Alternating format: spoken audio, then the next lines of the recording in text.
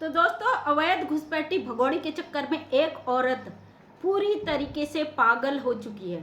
उसका मानसिक संतुलन इतना खराब हो चुका है, वो किसी भी वक्त कुछ भी कर सकती है अपने साथ। उसको महिला है, आज मैं इसलिए कह रही हूँ क्योंकि मैंने उस महिला को कल किसी पैनल पर देखा, वही आईडी, सेम वही आईडी, इसलिए मैं बात कर रही हूँ।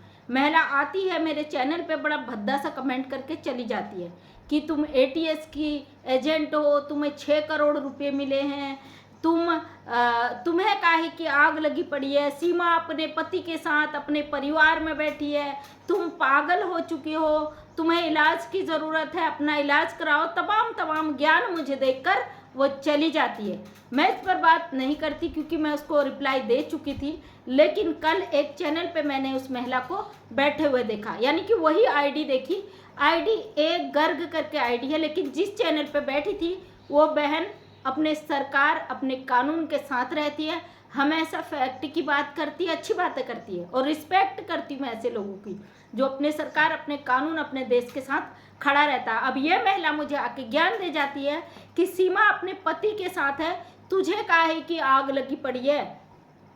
तो बेटा, तू बुजुर्ग महिला लग रही थी तेरी आवाज़ से, तुझसे एक सवाल है मेरा, अगर तेरी खुद की बेटी जिसकी तू शादी करे इज्जत मान मर्यादा के साथ, वो तेरे नाते पोती 4 बच्चों को उठाकर गैर मुल्क में दूसरे देश भाग जाए, गैर अपने पति को छोड़कर अपने देश को धोखा देकर गैर मुल्क में जाकर बैठ जाए, उन 4 बच्चों को ले जाकर अवैध रिश्ते में, एक ऐसे रिश्ते में, अवैध रिश्ते में जहाँ पे लोग रात दिन उसके सर पे थू थू थू थू करते रहे, थूकते रहे, उस पर कालिक फेंकते रहे, कीचड़ उछालते रहे, क्या तू एक्सेप्ट करेगी?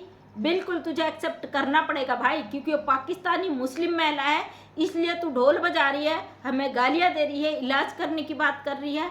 तो तेरी खुद की बेटी अगर ये चीज़ करे या तेरी बहू भी करे ना, तो तुझे भी एक्सेप्ट करना पड़ेगा, क्योंकि जब चोट अपने को लगती है तब दर्द महसूस होता है, दूसरे का दर्द थोड़ी ना होता है। तुम लोग इतने घटिया गिर चुके हो, सीमा हैदर केस में पूरे पागलपन की स्थिति में जा चुके हो। वहीं पे भगोड़ी अपनी अश्लीलता से बाज नहीं आ रही। ये रबुपुरा जैसे गंदे घर में बैठकर, एक ऐसे खानदान में बैठकर जो देशद्रोही है, गद्दार है, देश के लिए बहुत ही नुकसानदायक है, उस महिला को बढ़ चढ़ कर सपोर्ट कर रहे हो।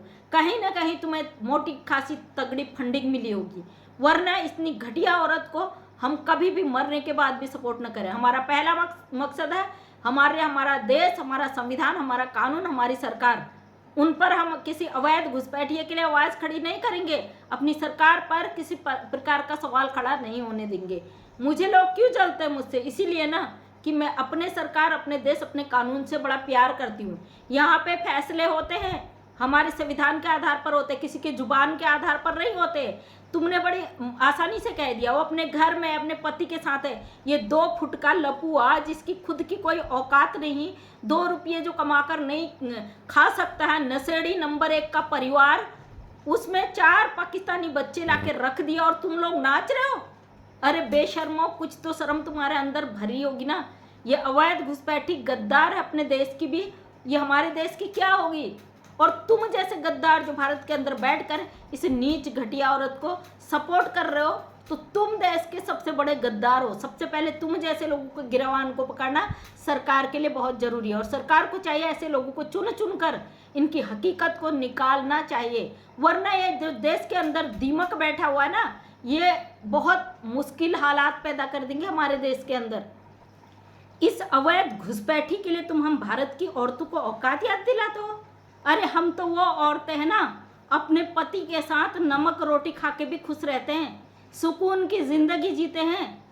एक सरकारी नौकरी वाले मेरे पति हैं, उनकी तनख्वाह पर डिपेंड रहते हैं, साधारण जो सरकार से उनको सैलरी मिलती है उस पर संतुष्ट रहते हैं भाई।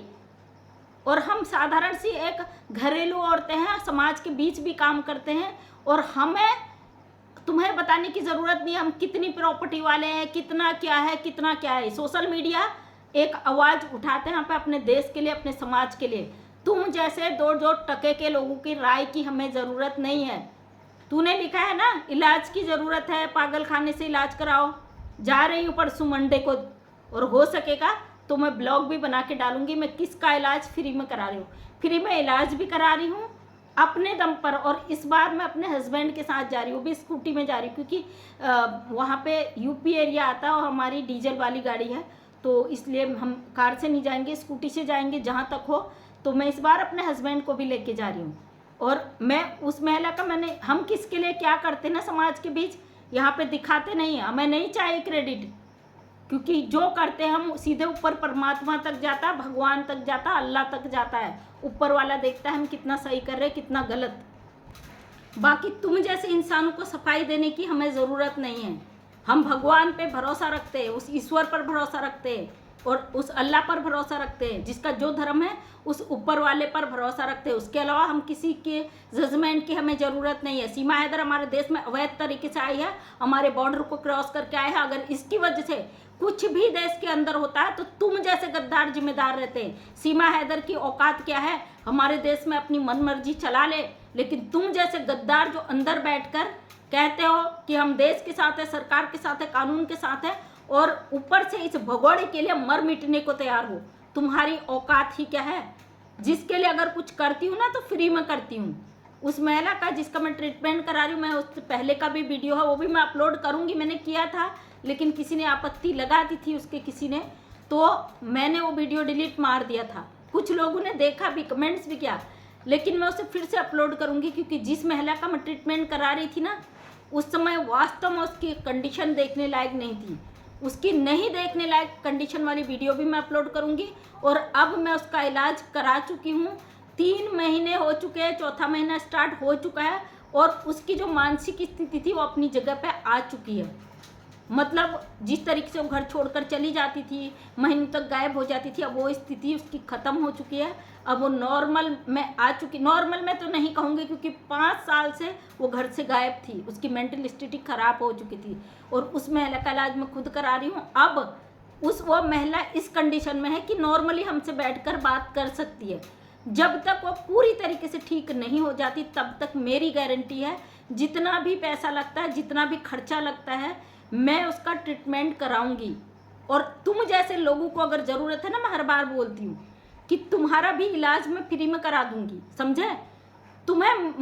मुझे अपना परिचय तुम्हें देने की ज़रूरत नहीं है। अगर मैं अपना परिचय देने लगी ना, फिर तुम जैसे लोग यहाँ झांकने की औकात नहीं रहेगी तुम्हारी। लेकिन मैं अपने आप को एक साधारण औरत के रूप में यहाँ पे पेश करती हूँ। मैं एक महिला हूँ, मेरे अंदर भी वही दर्द है, वही जज्बा है, वही इंसानियत है जो इंसानों के अंदर होती है। मैं भगवान नहीं बनना चाहती, मैं इंसान हूँ, इंसान ही रहना चाहती हूँ। और हमारे देश में एक घुसपैठिया घुसकर आई है, इसके मंसूबे आज तक किसी को पता नहीं है। और तुम जैसे लोग कह देते हो कि वो अपने पति के साथ है, खुश है, हमारी सरकार ने तुम्हें लिख कर दे दिया ये अपने पति के साथ है, बाकी जितने इनका विरोध कर रहे हैं इनको उठा के फेंक दो। और तुम जैसे गंदी नाली के कीड़े यहाँ आके अपना इलाज करवाने हमारे पास आ जाते हैं। खैर, तुम जैसे लोगों को जवाब देना हम जरूरी नहीं समझते, लेकिन अगर नाली के कीड़ों को उठाकर दोबारा नाली में ना फेंका जाए ना, तो वो साफ सुथरी जगह को भी अपने उसमें ले लेते हैं, गंदगी के घेरे में। इसलिए तुम लोगों को बीच बीच में उठाकर नाली में फेंकना बहुत ज़रूरी हो जाता है। तो इस मैडम को कल मैंने देखा एक पैनल पे, वहाँ उस पैनल पे उन बहन ने मेरा भी नाम लिया। अच्छा, उन्होंने बहुत अच्छी बात कही, और अच्छी बात कहती है भाई। मेरे सोशल मीडिया पे कोई किसी का सपोर्ट करे, विरोध करे, मैं किसी के अगेंस्ट नहीं हूँ।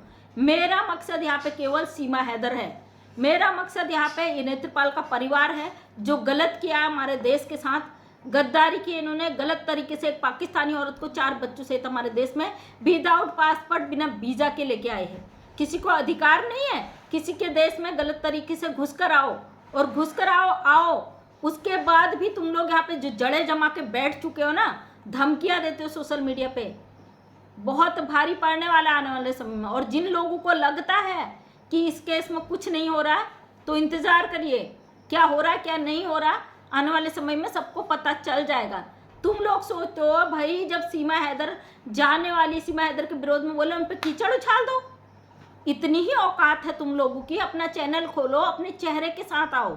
इतनी औकात नहीं है ना, बिना चेहरे के तुम लोग आके गाली गलौज अंट संट, किसने अधिकार दिया? मेरे चैनल पे आओ, तुम इस तरीके के कमेंट्स करो। तुम जैसे लोगों को हम ऐसे उठा के फेंकते हैं, ऐसे। तुम लोगों की औकात हमारे पैर के तलुए के बराबर नहीं है। मैं यहाँ पे ये चीज़ कुछ नहीं गिनाऊंगी कि मेरी इतनी प्रॉपर्टी है, मैं इतनी पहुँची हूँ। एक साधारण घर की सीधी सादी औरत हूँ, जमीन से जुड़कर काम करती हूँ, और जो भी हमारी पुश्तैनी है, हमने कुछ नहीं कमाया। एक सरकारी नौकरी, एक दरोगा की जितनी नौकरी होती है, जितनी सैलरी होती है, उसमें मेरा परिवार खुश है, मेरे बच्चे खुश हैं, मेरे बच्चे पल रहे हैं, खा रहे हैं, हमारे डेली रूटीन की जो चीज़ें हैं वो पूरी हो रही, वहाँ पे हम वो है। तुम जैसे घटिया लोग ऐसे गद्दारों को बचाने का काम करते हो, बैठते हो भारत में, खाते हो भारत का, पैदा भारत में हुए, गुलामी करते हो इन पाकिस्तानी गद्दारों की। अरे थोड़ी सी शर्म कर लो। ये पत्नी है किसी की, सचिन मीना की। आने वाले समय में पता चल जाएगा इस लप्पू ने जो गद्दारी की है ना हमारे भारत देश के साथ। जब कोई पाकिस्तानी गलत तरीके से आता है तो उसका पूरा रिकॉर्ड रहता है, और पूरा रिकॉर्ड सरकार के पास है। और तू होती कौन है मुझे ज्ञान देने वाली भाई? सरकार ने तुझे बोला है क्या? जितने इस भगोड़े के खिलाफ बोल रहे हैं उनको जाके गालियां दो। अपनी हद, अपनी औकात, अपने दायरे को पहचान लेना, वरना इंतजार करना, क्योंकि मैं कुछ कहती नहीं वहाँ पे, समझे? और जितने लोग भी सोशल मीडिया पे आवाज़ उठा रहे, चाहे इसके सपोर्ट में उठा रहे, चाहे इसके विरोध में उठा रहे, मैं हर किसी से कहती हूँ भाई इसके साथ धोखाधड़ी मत करना है। अपना देश, अपना मुल्क, सब कुछ छोड़कर गद्दारी करके तुम लोगों के बीच आई है, और तुम लोग इसके साथ गद्दारी करोगे, ये 100% दावे के साथ कह रहे हैं, क्योंकि तुम थाली के वो बैगन हो जहाँ फ़ायदा देखा वहाँ को लुढ़क गए। हमेशा अपने देश के साथ खड़ी थी, खड़ी हूँ, खड़ी रहूँगी। हमेशा अपने कानून पे भरोसा था, भरोसा रहेगा। हमेशा अपने संविधान के साथ थी, संविधान के साथ ही रहूँगी। तुम जैसे गद्दारों की जिनकी कोई औकात नहीं, तुम क्या तुलना करोगे, क्या बराबरी करोगे? बस औरतों को उठाओ गाली दे दो, औरतों को बुलाओ गाली दे दो। तुम्हारे घर में तुम्हारे लिए कोई बाउंडेशन नहीं है क्या? तुम्हारे घर में कोई है नहीं कि तुम्हें रोक सके इतनी गंदगी फैलाने से? बेशर्मी का भी एक लेवल होता है, उस लेवल से जब ऊपर बढ़ जाते हो ना तो फिर तुम्हारे। अभी ये मोहतरमा एक बात और बोल रही थी चैनल पे, मैं तो किसी के बारे में बात नहीं करती हूँ वरना गालियाँ शुरू हो जाती। भाई जब गालियाँ दोगे गालियाँ ही मिलेंगी, बदले में तुम्हारे फूल नहीं मिलेंगे।